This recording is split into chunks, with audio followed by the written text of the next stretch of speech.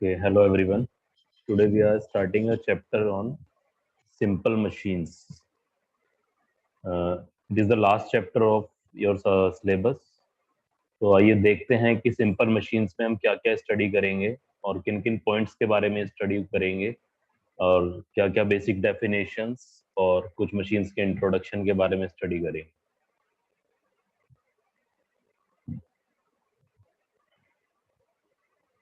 सबसे पहले आता है what is the concept of machine. Machine है क्या चीज, मशीन किसे कहते हैं. So a machine is a device which is capable of doing useful work. A machine receives some energy in some form and uses it for doing a particular useful work. Machine का concept कहता है कि machine एक वह युक्ति है जिसके द्वारा कोई भी कार्य किया जाता है. वह मशीन के द्वारा हम एक फॉर्म ऑफ एनर्जी को किसी दूसरे फॉर्म में कन्वर्ट करके उससे कोई कार्य करते हैं. The machines which are used to lift the loads are known as lifting machines. The force or effort required to raise the heavy load is much smaller in lifting machines. Machines जो lifting कार्य के लिए, भार उठाने के लिए हम use करते हैं, उनको लिफ्टिंग मशीन्स भी बोलते हैं. इसका कंसेप्ट आगे भी अभी आएगा. तो मेनली कंसेप्ट ऑफ मशीन अगर बात करें तो कंसेप्ट ऑफ मशीन, मशीन का कार्य करने का जो तरीका है वो है कि हम मशीन के द्वारा किसी भी एक एनर्जी की फॉर्म को दूसरी एनर्जी में कन्वर्ट करते हैं. सिंपल क्वेश्चन भी अगर आपको ऑब्जेक्टिव में आ सकता है तो ये छोटी सी डेफिनेशन याद रखिएगा कि मशीन क्या है. अब इसमें सबसे पहले हमें स्टडी करना है what is simple machines and what is compound machines. Simple machines की सबसे पहले एक बेसिक सी डेफिनेशन क्या होती है वो देखते हैं. A simple machine has only one point for application of load and one point for effort. Is called simple machine. Its mechanism is simple. वह मशीन जिसमें सिर्फ एक ही पॉइंट पर भार या फिर बल या फिर उसको लगाया जाता है सिर्फ एक ही पॉइंट पर, means it is a simple type. इसमें कोई भी कॉम्प्लेक्स प्रोसेस नहीं है, एक सिंपल टाइप ऑफ मैकेनिज्म है. उस तरह की मशीन्स को हम सिंपल मशीन्स बोलते हैं. अभी आगे और डिटेल में एक्सप्लेन करेंगे.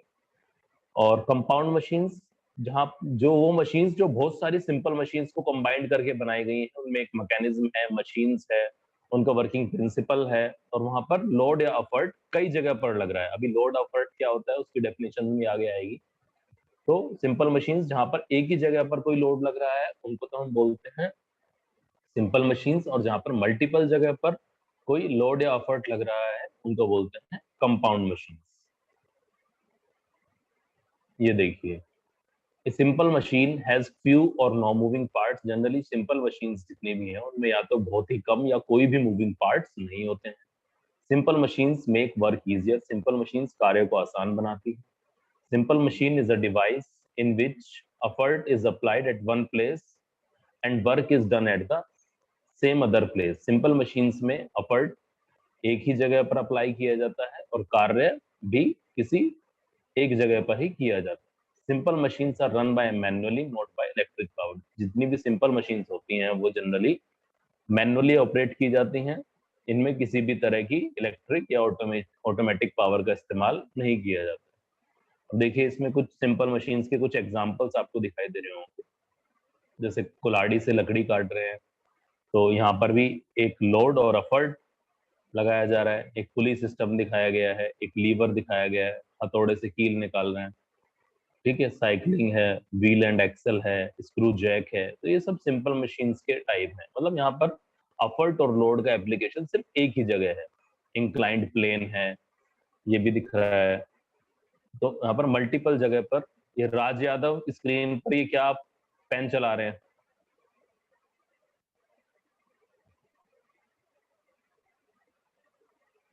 क्लास करनी है तो तरीके से करिए आप. तो simple machines generally run manually not by electric power. Okay, inclined plane हुआ, व्हील एक्सल, साइकिलिंग, जहां पर एक ही जगह पर लोड और एफर्ट अप्लाई हो.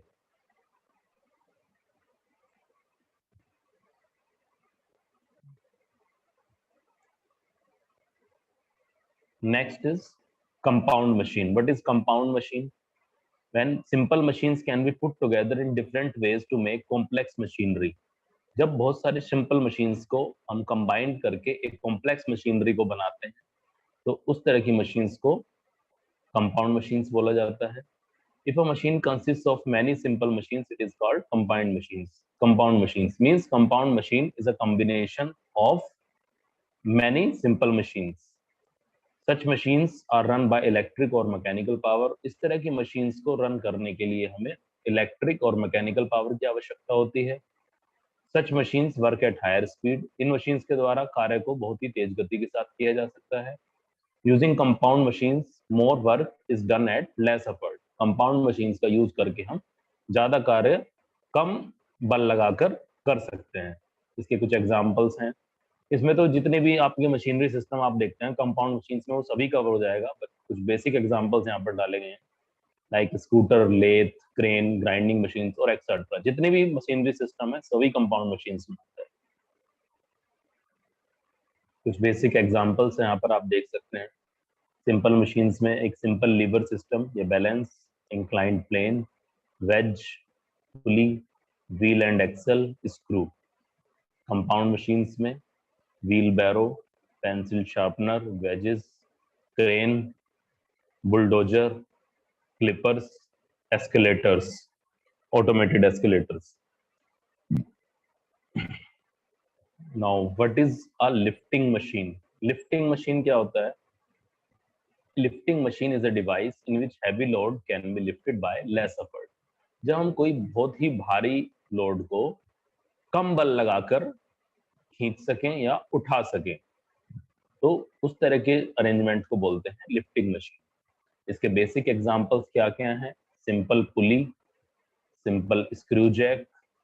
स्क्रू जैक गाड़ी को उठाने के लिए या कोई हैवी वेट को उठाने के लिए। सिंपल पुली कुएं से पानी भरने के लिए या कोई लोड उठाने के लिए। लिफ्ट और क्रेन, इस तरह के मशीनरी सिस्टम को लिफ्टिंग मशीन बोलते हैं। अब सिंपल मशीन्स चैप्टर में कुछ बेसिक टर्म्स के बारे में हमें स्टडी करना है। ये छोटे छोटे लगभग 6-7 या से ज्यादा थोड़ी सी डेफिनेशंस हैं। ये डायरेक्ट डेफिनेशंस हैं जिनमें बहुत ही या तो फिल इन द ब्लैंक्स या ऑब्जेक्टिव टाइप का क्वेश्चन डायरेक्ट बन सकता है। तो आपको ये डेफिनेशंस पता होनी चाहिए। सबसे पहले आता है लोड। What is load? या आप हिंदी में अगर भार भी बोल सकते हैं कि लोड क्या है। तो any weight which is lifted by a machine is known as load. कोई भी वेट जो किसी मशीन के द्वारा उठाया जाता है उसको लोड बोला जाता है। ओके, और इसको हम जनरली यहाँ पर डिनोट करते हैं कैपिटल W से। What is effort? The force required by a machine to lift the load. जो लोड को उठाने के लिए जो फोर्स की जरूरत है, बल की जरूरत है, उसको बोलते हैं एफर्ट। एफर्ट है जो एक्सटर्नल फोर्स लगानी पड़ती है लोड को उठाने के लिए। जैसे कोई ब्लॉक है वहीं पर रखा हुआ है, लेकिन उसको उठाने के लिए या खिसकाने के लिए कुछ भारी बल की आवश्यकता होगी, तो उसी भारी बल को एफर्ट बोला गया है। तो force required by a machine to lift the load, इसको जनरली डिनोट किया जाता है कैपिटल P से। Mechanical advantage and velocity ratio, वो पीछे रिपीटेड था इसलिए नेक्स्ट स्लाइड में मूव किया हमने। तो व्हाट इज मैकेनिकल एडवांटेज? ये भी एक formula, direct formula based question बन सकता है एग्जाम में आपके। इस चैप्टर से अगर क्वेश्चन बनेगा तो इस तरह की डेफिनेशन से ही क्वेश्चन बनेगा। ये लगभग 8 से 10 डेफिनेशन है और डायरेक्ट क्वेश्चन यहाँ से आसानी से बन सकता है ऑब्जेक्टिव। तो देखिए, mechanical advantage, the ratio of load lifted. अभी हमने बताया लोड लिफ्टेड को W से डिनोट करते हैं, and effort required, effort required को कैपिटल P से डिनोट करते हैं, is called mechanical advantage. Means mechanical advantage is equal to load lifted divided by effort required. तो मैकेनिकल एडवांटेज को MA से भी लिखा गया है, तो MA is equal to W by P। एक डायरेक्ट फॉर्मूला हो गया, where W is load lifted and P is the effort required। तो मैकेनिकल एडवांटेज का फॉर्मूला हो गया W upon P। Then comes velocity ratio. Velocity ratio क्या है? The ratio of distance moved by the effort. Effort अभी हमने क्या था, एफर्ट है P, तो कार्य करने के लिए एफर्ट द्वारा चली गई दूरी divided by distance moved by the load. कार्य करने के लिए लोड के द्वारा चली गई दूरी, उन दोनों का रेशो, उसको बोलते हैं वेलोसिटी रेशो। और इसको डिनोट किया जाता है V R is equal to distance moved by effort, और इसको यहाँ पे स्मॉल वाई से डिनोट करते हैं। जो एफर्ट के द्वारा जो दूरी चली जाती है उसको वाई से डिनोट करते हैं, और distance moved by the load को डिनोट करते हैं एक्स से। Distance moved by the effort को वाई से डिनोट करते हैं, और distance moved by the load को एक्स से डिनोट करते हैं। तो V R is equal to हो जाता है वाई बाय एक्स। ठीक है, तो ये दो फॉर्मूला हो गए, एक mechanical advantage is equal to W by P, और velocity ratio is equal to Y by x.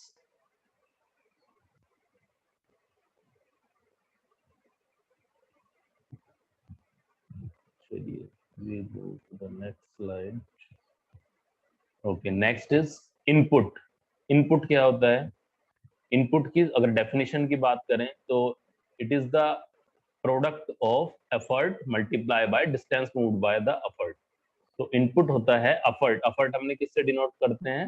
Effort denote करते हैं पी से। एफर्ट को पी से डिनोट करते हैं।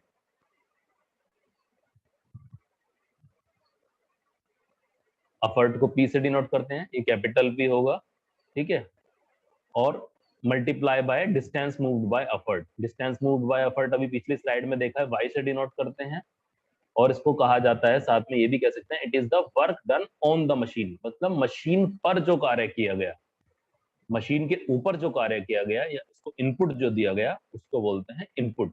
It is the work done on the machine. तो इनपुट का भी अगर छोटा सा फॉर्मूला पूछा है तो it is the work done on the machine, और फॉर्मूला होता है effort multiply by distance moved by the effort, और इसको डिनोट किया जाता है पी वाई से। Okay, next output. आउटपुट क्या होता है? आउटपुट होता है it is the product. Product का मतलब होता है गुणा। लोड, लोड को किससे डिनोट करते हैं? डब्ल्यू से। And distance moved by the load, और लोड के द्वारा चली गई दूरी। तो लोड को डिनोट करते हैं डब्ल्यू से, और distance moved by the load को डिनोट करते हैं स्मॉल एक्स से। तो आउटपुट का फॉर्मूला हो जाता है डब्ल्यू इंटू एक्स। और साथ में इसको ये भी बोला जा सकता है it is the work done by the machine. अब मशीन के द्वारा जो कार्य किया गया, मींस जो आउटपुट दिया गया, उसको बोलते हैं it is the work done by the machine. Okay, next is efficiency. Efficiency क्या होती है? इसको डिनोट किया गया है eta, the ratio of work done by the machine and work done on the machine is called efficiency of the machine. तो यहाँ से एक तो डेफिनेशन का ही याद करने का पॉइंट आ जाता है कि एफिशिएंसी ऑफ मशीन की डेफिनेशन क्या होती है। तो ratio of work done by the machine means ratio of output to the input, और एफिशिएंसी निकालना है तो 100 से मल्टीप्लाई करेंगे। परसेंटेज निकालने के लिए एफिशिएंसी का, तो एफिशिएंसी हमारी generally it is the ratio of output to the input, या ratio of work done by the machine is called efficiency of machine. Efficiency ये देखिए, output upon input multiply by 100, percentage निकाल रहे हैं efficiency का। Output अभी क्या था, ऊपर देखा हमने, आउटपुट था W into x, and input क्या है? P Y. तो एफिशिएंसी के फॉर्मूले में रख दीजिए W X divided by P Y multiply by 100। अब इसको इस तरह से भी लिखा जा सकता है डब्ल्यू बाय पी, पी को ऊपर ले गए, क्रॉस मल्टीप्लीकेशन हम जब करते हैं, और y बाय एक्स, एक्स नीचे आ जाएगा, p ऊपर चला जाएगा, w बाय पी, और y बाय एक्स। इसको अगर आप फिर से ओपन करते हैं तो फिर से w x by P Y भी इसको लिख सकते हैं। तो w by P divided by y by X, और w बाय पी हमारा होता है, अभी पीछे स्लाइड में हमने स्टडी किया है कि w by P mechanical advantage भी होता है। W by P is also known as mechanical advantage, and Y by X is also known as velocity ratio। तो यहाँ से ये भी एक याद करने के लिए फॉर्मूला बन जाता है कि efficiency is equal to mechanical advantage divided by velocity ratio multiply by 100। तो इस तरह से भी एफिशिएंसी हम कैलकुलेट कर सकते हैं। ओके, तो efficiency is equal to output by input 100 into 100% WX by PY, और साथ में एक फॉर्मूला और आता है, mechanical advantage divided by velocity ratio.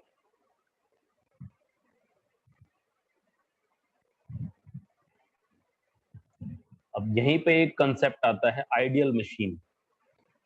Ideal machine क्या होती है, ये भी आपको याद करने का एक इंपॉर्टेंट पॉइंट है। देखिए, आइडियल का मतलब होता है कि बेस्ट, मतलब इससे अच्छा कुछ नहीं हो सकता। तो आइडियल कंडीशन, जनरली केमिस्ट्री में इस तरह की कंडीशंस हम पढ़ते हैं। तो आइडियल कंडीशन का मतलब ये है कि machine is said to be ideal if its efficiency is 100%। In other words, a machine whose friction is zero is called ideal machine. Concept का कहने का मतलब ये है कि आपने जितना इनपुट दिया उतना ही आउटपुट निकला। मींस जो, लेकिन प्रैक्टिकली ये जो आइडियल मशीन का जो कॉन्सेप्ट है, ये सिर्फ और सिर्फ हाइपोथेटिकल है। मींस इसको सिर्फ एज्यूम किया जा सकता है। प्रैक्टिकली कोई भी ऐसी मशीन पॉसिबल नहीं हो सकती जो 100% एफिशिएंसी दे। आप एग्जाम में बैठते हैं तो आप कभी भी 100/100 मार्क्स, 10th 12th की अलग बात कर दीजिए, उसमें भी आज तक 500/500 बहुत रेयर चांसेस में दिए गए हैं। तो 90% अचीव करता है, कोई 80%। इसी तरह मशीन का भी वर्किंग कंडीशन होती है। क्या आज हम एक नई गाड़ी खरीदते हैं, क्या वो 10 साल बाद भी उसी तरह काम करती है? उसमें कुछ सेल्फ लॉसेस होते हैं, कुछ लॉसेस एक्सटर्नल एनवायरनमेंट की तरफ से होते हैं, कुछ फ्यूल की तरफ से होते हैं, कुछ एनर्जी कन्वर्जन जब होती है जब लॉसेस होते हैं। ठीक है, तो 100% एफिशिएंसी कभी भी अचीव नहीं होती है। तो एक हाइपोथेटिकल और इमेजिनरी पॉइंट है स्टडी करने के लिए कि ideal machine means a machine is said to be ideal if its efficiency is 100%, या वहां पर फ्रिक्शन बिल्कुल जीरो हो, या उसमें कोई भी एक्सटर्नल फैक्टर नहीं है जो उसकी एफिशिएंसी को कम करता हो। इस तरह की मशीन्स को आइडियल मशीन बोलते हैं। आइडियल मशीन्स में एफिशिएंसी 100% होती है, आउटपुट इनपुट के बराबर होता है, और मैकेनिकल एडवांटेज वेलोसिटी रेशियो के बराबर होती है। क्योंकि अभी एफिशिएंसी के फॉर्मूले में हमने देखा था, तो अगर एफिशिएंसी 100% होगी या उसकी वैल्यू 1 आ जाएगी, तो फिर आउटपुट बराबर इनपुट के हो जाएगा और मैकेनिकल एडवांटेज बराबर वेलोसिटी रेशियो के हो जाएगा। तो आइडियल मशीन में भी यहाँ पर 3 पॉइंट्स आपके लिए याद करने के लिए हो गए कि एक तो एफिशिएंसी 100%, दूसरा point output is equal to input, और तीसरा point mechanical advantage is equal to velocity ratio.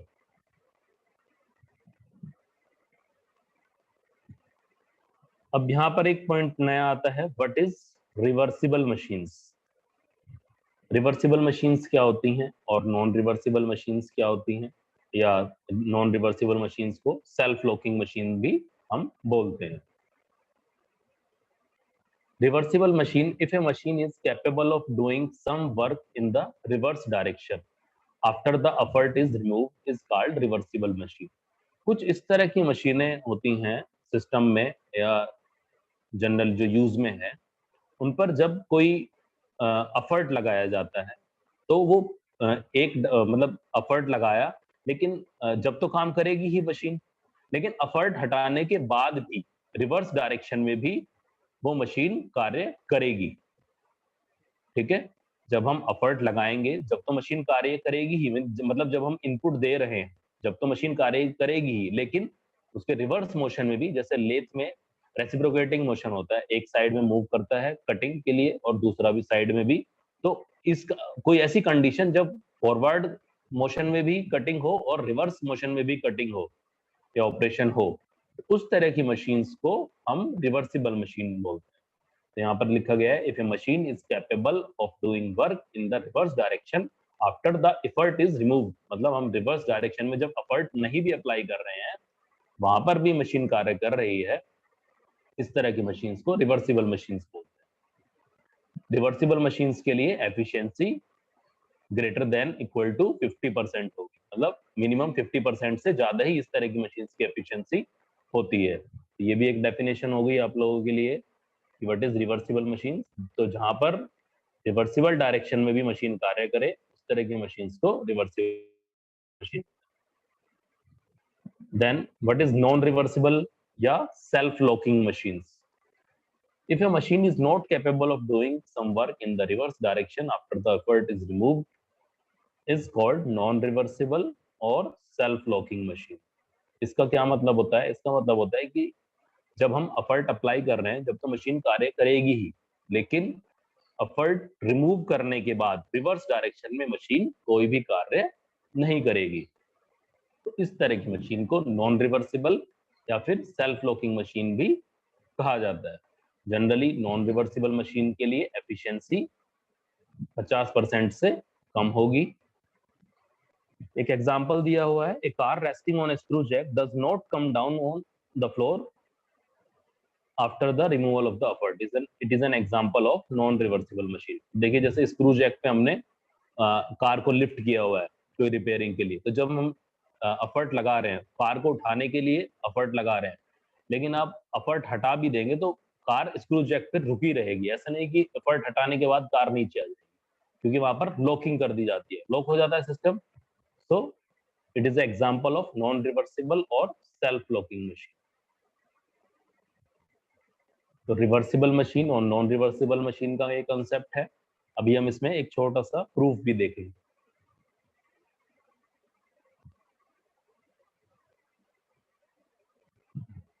Reversibility of a machine, ये मैंने तो अभी इसकी डेफिनेशन तो अभी बता ही दिया है। अच्छा, condition for reversibility of a machine, क्या कंडीशन होती है रिवर्सिबिलिटी ऑफ अ मशीन के लिए? एक छोटा सा प्रूफ है, ये देख लीजिए क्या होता है। अभी हमने पिछली स्लाइड्स में स्टडी किया है कि W is equal to the load lifted by the machine. जो लोड मशीन द्वारा लिफ्ट किया जाता है उसको W से डिनोट किया जाता है। P जो एफर्ट, एक्सटर्नल एफर्ट या बाहरी बल जो लगाया जाता है उसको T से डिनोट किया जाता है। Y एफर्ट द्वारा मूव की गई दूरी, और X लोड द्वारा मूव की गई दूरी। इनपुट अभी स्टडी किया पीछे, इनपुट क्या होता है मशीन का? P multiply bye Y। Output क्या होता है? W into x.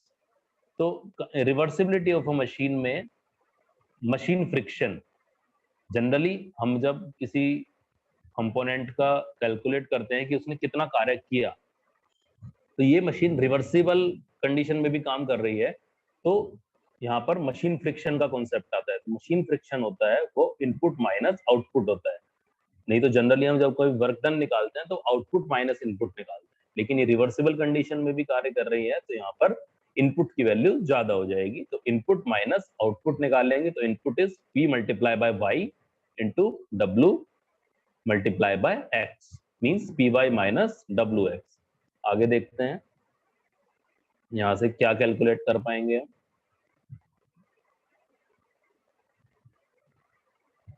ये देखिए,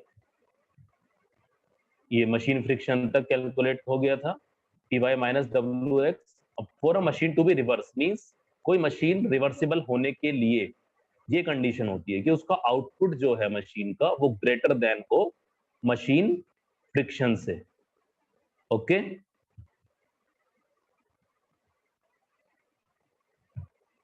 किसी भी मशीन के लिए रिवर्सिबल होने के लिए कंडीशन होती है कि मशीन का आउटपुट ग्रेटर देन हो मशीन फ्रिक्शन से। आउटपुट क्या होता है मशीन का? WX, और मशीन फ्रिक्शन अभी हमने ऊपर निकाला है PY माइनस WX। ठीक है, तो WX इधर चला जाएगा तो ये हो जाएगा 2WX greater than PY। Capital PY होगा, कुछ जगह पर बाय मिस्टेक स्मॉल p लिखा हुआ है, तो यहां से आप देख सकते हैं WX बाय PY ये पूरा ग्रेटर देन इक्वल टू 1/2 हो जाएगा, या ग्रेटर देन 1/2 हो जाएगा। WX क्या होता है? आउटपुट, ये देखिए, तो WX output divided by PY क्या होता है? इनपुट। तो यहां से output by input greater than equal to 0.5 या 1/2। आउटपुट अपॉन इनपुट क्या होता है? एफिशिएंसी। तो इससे हमें ये पता चल गया कि condition for reversibility of a machine means, condition for reversibility of a machine ये कहती है कि efficiency must be greater than equal to 50%। तो ये एक छोटा सा प्रूफ था, और डायरेक्टली आपसे यहाँ पर तो ऑब्जेक्टिव में ही पूछा जाएगा कि condition for reversibility of a machine, 4 option दे दिए जाएंगे, 50%, 40%, 60%, लेस देन 50% या ग्रेटर देन 50%। 2 ऑप्शन तो यही होंगे कि लेस देन या ग्रेटर देन, तो आपको ग्रेटर देन वाला आंसर।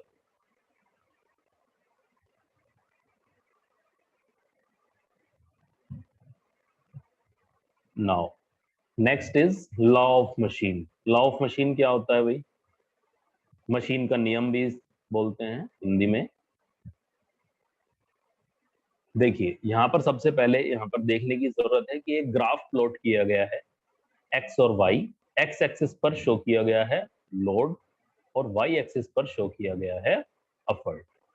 ठीक है, तो लॉ ऑफ मशीन ये कहता है कि जब हम कहीं पर भी लोड और एफर्ट जब अप्लाई करेंगे किसी भी, तो वहां पर जब हम ग्राफ प्लॉट करेंगे वहां पर डिफरेंट पॉइंट्स पर, तो इस तरह से बहुत सारे हमें वहां पर कि इतना लोड उठाने के लिए इतना एफर्ट लगा, इतना लोड उठाने के लिए इतना एफर्ट लगा, तो हमें डिफरेंट पॉइंट्स मिलेंगे। तो उन डिफरेंट पॉइंट्स पे जब हम एक ग्राफ प्लॉट करेंगे, तो in case of ideal machine, ideal machine का क्या मतलब है कि जब जितना आपने एफर्ट लगाया या जितना आपने एफर्ट लगाया उतना ही आपको आउटपुट मिला, means directly proportional ideal condition में। लेकिन ऐसा नहीं होता है, कुछ फ्रिक्शन की वजह से भी लॉस होते हैं। आप अगर गाड़ी चला रहे हैं और एयर फ्रिक्शन बहुत ज्यादा है तो कहीं ना कहीं आपकी स्पीड को इफेक्ट करेगा। तो यही लॉ ऑफ मशीन में समझाने की कोशिश की गई है कि आइडियल कंडीशन में जब हम लोड और एफर्ट के बीच एक ग्राफ प्लॉट करेंगे डिफरेंट पॉइंट्स पे, तो वो जो ग्राफ होगा वो ओरिजिन से पास करेगा, ये ओरिजिन से, सेंटर से, बिल्कुल ठीक है। लेकिन कोई मशीन को रन करने के लिए, जब कोई मशीन रन करती है तो वहां पर मशीन में कुछ ना कुछ फ्रिक्शन होता है, और उस फ्रिक्शन को ओवरकम करने के लिए, तो ये जो पॉइंट सी दिखाया गया है मशीन फ्रिक्शन, तो एक्चुअल अगर हम एक्चुअल ग्राफ देखें तो वो उस फ्रिक्शन को ओवरकम करते हुए, यानी कि ये जो सी पॉइंट है उसमें कुछ फ्रिक्शन हो गए, मींस एक एक्स्ट्रा एफर्ट लगाना पड़ रहा है, ये एक एक्स्ट्रा एफर्ट लगाना पड़ रहा है। और जब हम बाद में ग्राफ प्लॉट करेंगे तो वो कुछ ओरिजिन से पास ना होकर थोड़ी दूरी से पास, ये मैंने शो भी किया हुआ है।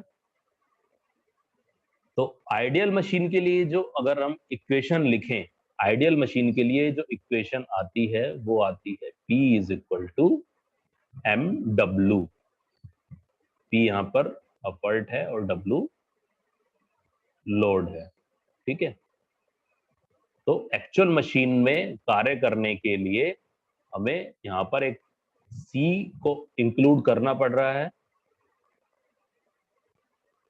और वो है P is equal to M W plus C. और ये जो प्लस सी है ये मशीन फ्रिक्शन, जो मशीन को रन करने के लिए एक एक्स्ट्रा कांस्टेंट की तरह ऐड किया गया है। जैसे आप मैथमेटिक्स में भी देखते हैं, तो जब जैसे ही डायरेक्टली प्रोपोर्शनल टर्म को हटाना होता है तो वहां पर हम एक कांस्टेंट का यूज करते हैं। तो लॉ ऑफ मशीन का जो इक्वेशन है that is P is equal to M W plus C, where P is the work applied, W is the load lifted, M is the constant या coefficient of friction, या इस line का slope भी बोला गया है।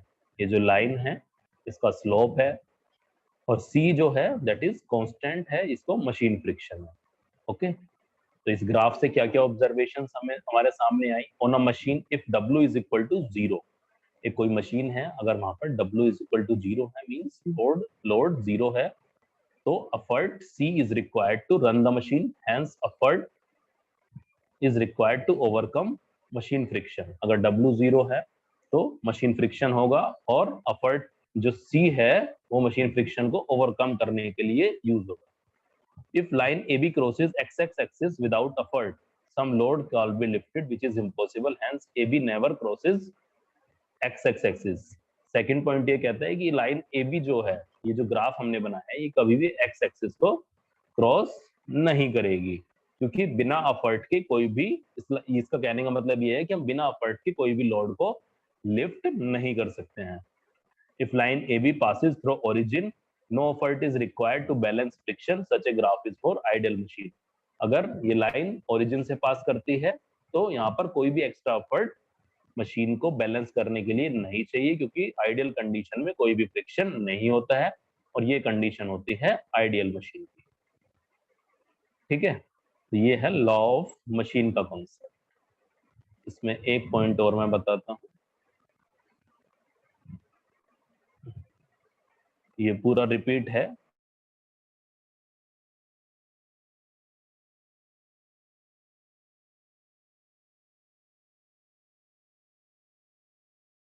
Are, 100/mVr।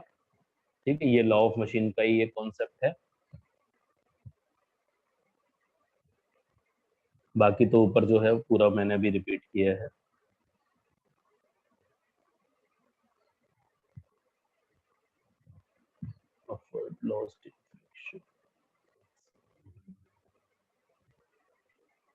चलिए अच्छा, अभी 5 मिनट बचे हैं इस क्लास के ओवर होने में। एक टॉपिक अभी हमें और कवर करना है, तो जैसे ही क्लास ऑटोमेटिकली ओवर होती है आप लोग रिकनेक्ट करिएगा। सिर्फ 15 मिनट के लिए एक्सटेंड करेंगे क्लास, ठीक है। अटेंडेंस लिंक भी जब आप सेकंड अभी कनेक्ट करेंगे दोबारा से, तो मैं जब ही भेजूंगा, आप सब लोग दोबारा से कनेक्ट करिएगा। और मैं अभी कंटिन्यू कर रहा हूँ, सभी लोग रिकनेक्ट करेंगे, 15 मिनट एक्सटेंड करेंगे बस।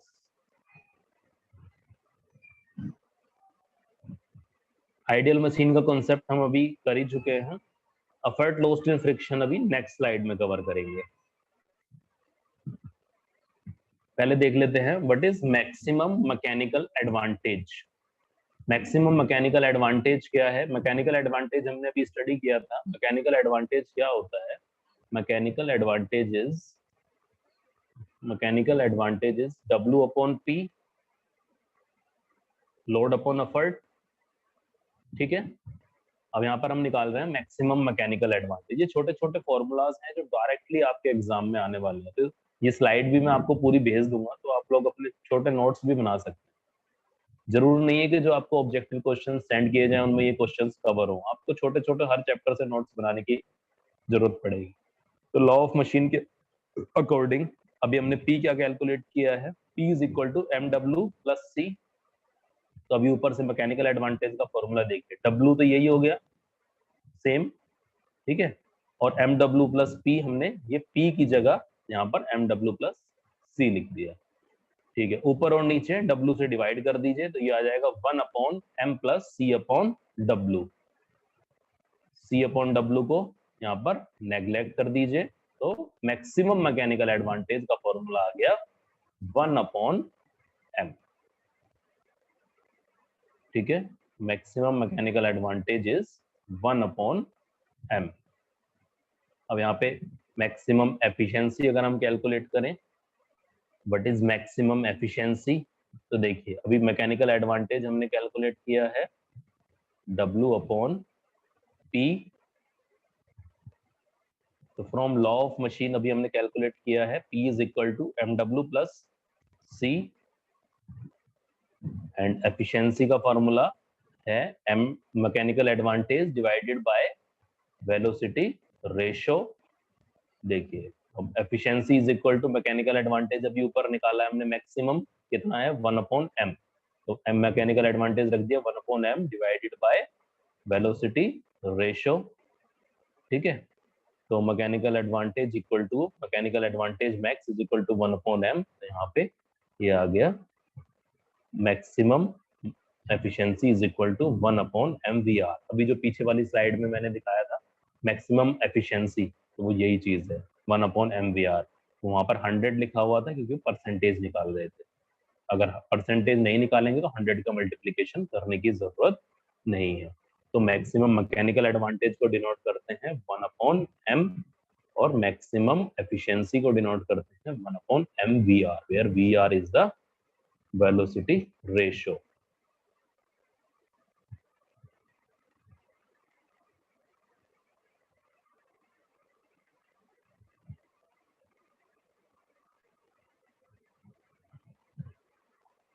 Effort lost in friction.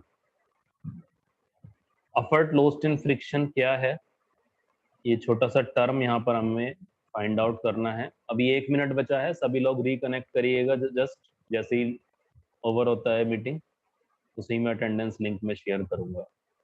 ठीक है, अभी बस ऊपर के टर्म्स बता देता हूँ, रिकनेक्ट करेंगे, फिर हम इस वाले पॉइंट को खत्म करेंगे और बस यही क्लास ओवर हो जाएगी। एफर्ट लॉस्ट इन फ्रिक्शन कैसे कैलकुलेट करते हैं?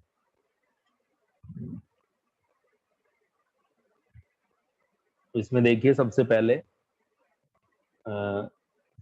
तो हम बात देखें यहाँ पर W is the actual load lifted.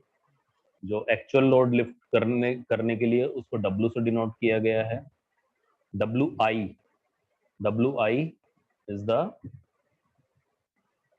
ये WI आइडियल लोड लिफ्टेड, जो आइडियल लोड लिफ्टेड है उसको WI से डिनोट किया गया है, and WI is greater than W। Okay.